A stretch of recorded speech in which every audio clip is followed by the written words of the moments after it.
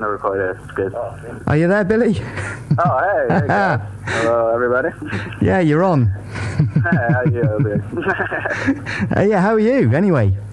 I'm good. I've been good, trying to keep busy, and we just released the album, so we've been playing some shows, and so we've just been keeping busy. We're already working on our next one, so it's just a matter of writing stuff and getting it all worked out, and then, yeah, back to the studio, I guess, for the summer. It all seems very organised there.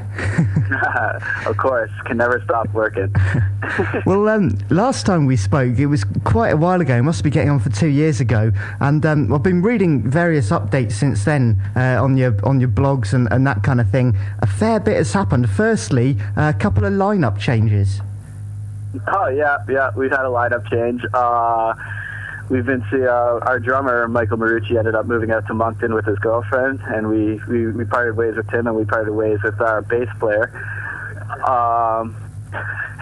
So now we got a new bass player and a new drummer, and then we're going from there. So, I mean, it happens, you know, everybody moves on in life, and stuff happens. Not everybody can be in a band, so it has nothing to do with their personalities or anything. We wish them the best, but we're still rocking, you know. We can't stop just because somebody leaves. Is the current lineup, is that kind of a stable lineup now? I know you've had several gigs in the last month or so.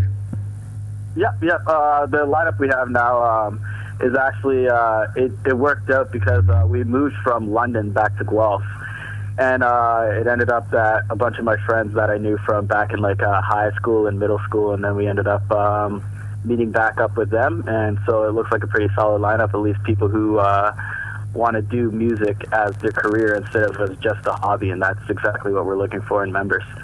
Yeah, and also with who's putting the album out, record label-wise, there's been a change as well. Yeah, we signed on with, well, we've always been with the Grow Build, which is the thing that we started, the Arts Collective, but we signed up with Valkyrie Records, which is like more of like an independent-run label based out of London, Ontario. And what they're doing, they just want to do stuff pretty much based with instrumental artists. If it's right fit for us right now, we don't know. But luckily, we're on just a trial basis with them right now. Yeah. So we'll see where that takes us. But I mean, we've been playing with bands that are on that for a long time, so it's been great. And you're sticking with mostly instrumental stuff at the moment, yeah? For our band? For your band, yeah. Yeah, our band's completely instrumental, and we're going to stay instrumental. I was actually asked that earlier today, and we've thought about figures. We will be doing more collaborations, like in terms of working with different artists that do sing, or OK City, who's an artist in our collective, who they're rap, they're hip hop artists. Yeah. So actually, Ray was the one who opens up our hieroglyphic CD with his little rap. Okay. Yeah, we're going to keep working with them and keep doing stuff with that, and do as many collabs as possible. It really helps out that we're instrumental, so we can really work with anybody. So, well, before we got onto the new album, you mentioned Hieroglyphics there, which was your last album from 2008. That's available as a download now. Are you what's happening with that? Are you giving it away? Yeah, we don't like to say that we give it away because our distributor is kind of, a little mad about it, but we put it up for download for torrent, so why not, free music, that's where it should be at, as long as, we get paid for our shows, but music is out there to be shared, so... Yeah. So we're allowed to say that one's available as a download, and am I allowed to put that link that you sent me in my blog for people to get hold of the album?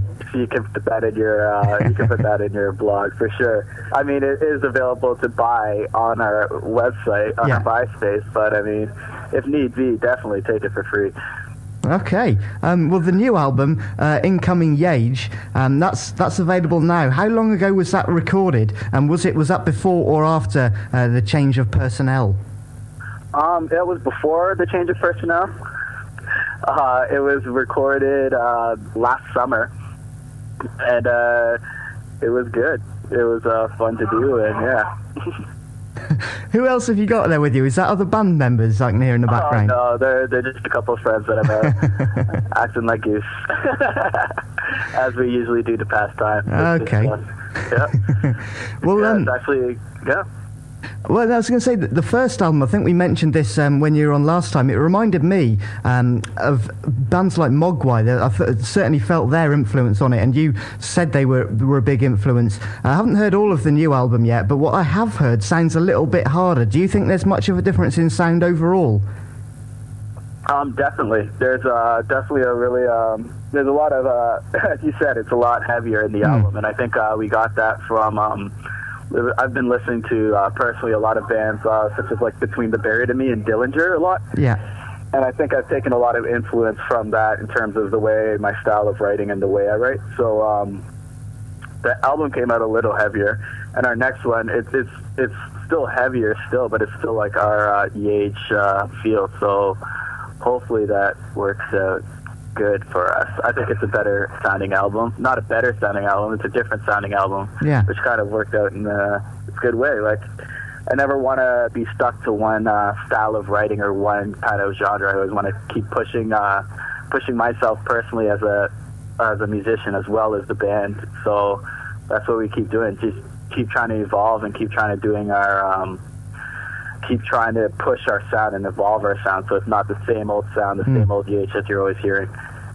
Yeah, I mean, there's this old idea that well, you've got your whole life to write your first album and only a year or two to write your second album. Did you have any second album syndrome going on, or did the songs come fairly easily for that one? They actually came fairly easily. Like, I do a lot of the writing in the band, and as well as Andrew Hill does a lot of the writing, and then we all collaborate together. And I'm always constantly writing, working with other artists, so I always have song ideas. So it seems right now like that I'm like over, like I have too many songs, so like it kind of worked out that I wrote 3 songs, and I wrote 3 of the songs, and then the 4th song Andrew wrote.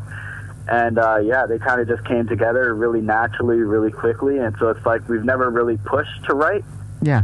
In terms of, like, we have to get this album out, we have to. Like, it's pretty much we've just been having so much material, like, since our first CD that we have actually had we have the next 2 CDs written. It's just a matter of putting them down and getting them on track. And then, yeah, so we're still hoping to release an album a year or an album every 2 years.